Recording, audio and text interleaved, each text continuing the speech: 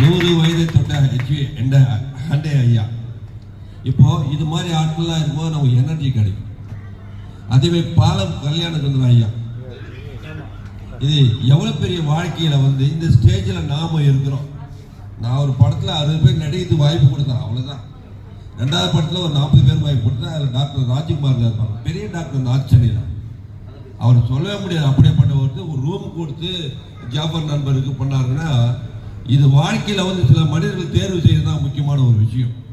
ஏன்னா இங்க பெரியவங்களாம் வந்திருக்கீங்க, எனக்கு பேர் தெரியாதுல, ஐயா பேர் தெரியும், ரொம்ப நல்ல பழக்கமானவர்.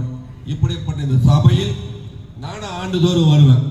இப்போ பார்த்தீங்கன்னா வடச்செல்லத்தில் பார்த்தீங்கன்னா டாக்டர் ஒரு பக்கம், அந்த பக்கம் முகமது சாதல்லா, இந்த பக்கம் ஜமால்ஜி.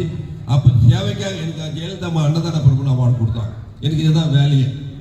அப்படி இருக்கும்போது அந்த ஜெயலலிதா கொடுத்தாங்க, அந்த குருநாதர் மாதிரி எம்ஜிஆர் வந்திருக்காரு. இந்த நல்லுள்ளங்கள்லாம் விருது பெறுபவர்களுக்கெல்லாம் என்னுடைய மனமார்ந்த வாழ்த்துக்கள் தெரிவித்துக் கொண்டு, வாழ்த்து கொடுக்கிற ஜாபர் நண்பர் அவரை பார்த்தீங்கன்னா ஒரு 15 முன்னாடி ஒரு ரூம் எல்லாம் உட்காந்து பேசும்போது திருமணம் ஆகிறதுக்கு முன்னாடி கொஞ்சம் நல்லா ஃப்ரீயா பேசுவோம். உண்மை உழைப்பு இருந்தால் உயர்வு தானாக வரும் என்ற உதாரணத்துக்கு ஜாபர் என்ற 3 பேருக்கு சொந்தக்காரர். எனக்கு ரொம்ப திக்கஸ்ட் இருக்கு. நேற்று என்னுடைய ஆண்டு விழாவில் அவர் கலந்துட்டார். நான் இந்த மைக்கு கொடுத்து அவரை பேச சொன்னேன். ஸோ பார்வையாளராக இருக்கவர் மேடையில் இருக்க வேண்டும். மேடையில் அது மாதிரி என்பது இன்னைக்கு அவர் மேடையில் இருக்கிற எனக்கு விருது கொடுத்தா அவர் இந்த சபையின் சார்பாக என்னுடைய மனமார்ந்த வாழ்த்துக்களை தெரிவித்து விடைபெறுகிறேன். நன்றி, வணக்கம்.